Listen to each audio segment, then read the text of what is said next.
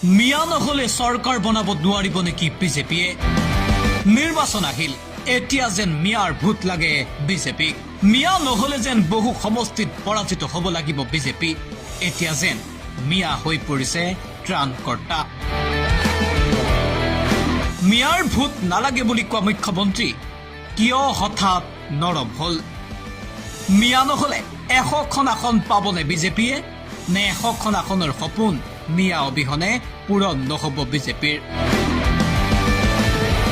নিৰ্বাচনৰ পূৰ্বে মিয়াক গালি পৰা মুখ্যমন্ত্ৰীৰ সুৰ হঠাৎ সলনি হল।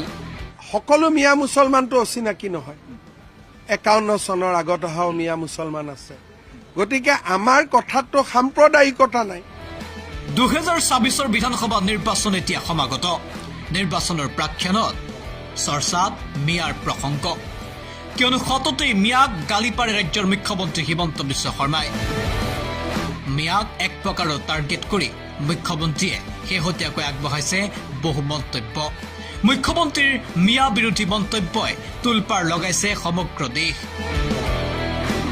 মুকলিকৈয়ে মিয়াৰ ভোট নালাগে বুলি ঘোষণা কৰিছে মুখ্যমন্ত্ৰীয়ে। অচিনাকি মানুহ বুলি কৈ মিয়াক টাৰ্গেট হিমন্ত বিশ্ব শৰ্মাৰ। কিন্তু তাৰ মাজতেই হঠাৎ মুখ্যমন্ত্ৰীৰ সুৰ সলনি হল।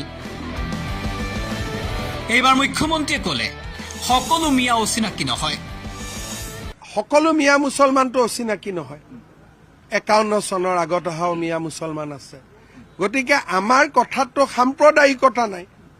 51 চনৰ আগত অহা মুছলমান সেইটোতো খিলঞ্জীয়াই পৰে। আছুৱেও ডিক্লেয়াৰ কৰিছে, বিপ্লৱ শৰ্মা কমিটিয়েও ডিক্লেয়াৰ কৰিছে। গতিকে আমিতো ধৰ্মৰ লগত নাই।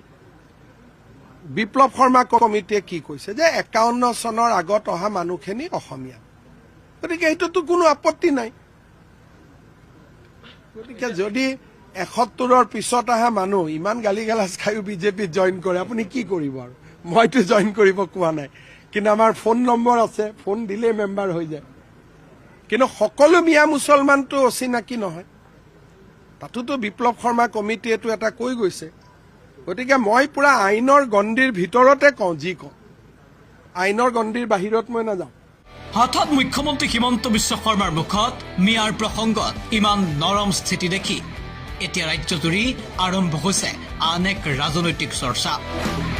কিয়নো বিজেপিয়ে এইবাৰ 2024ত 100খন আসনত নিৰ্বাচন জিকি এক প্ৰকাৰৰ ৰেকৰ্ড কৰাৰ লক্ষ্য আগত লৈছে। কিন্তু তাৰ মাজতেই চৰ্চিত হৈছে ৰাজ্যৰ প্ৰায় কেইবাটাও সমষ্টি, যিকেইটা সমষ্টিতে সংখ্যালঘু অধ্যুষিত। মুখ্যমন্ত্ৰী বা আন বিজেপি নেতাই কোৱা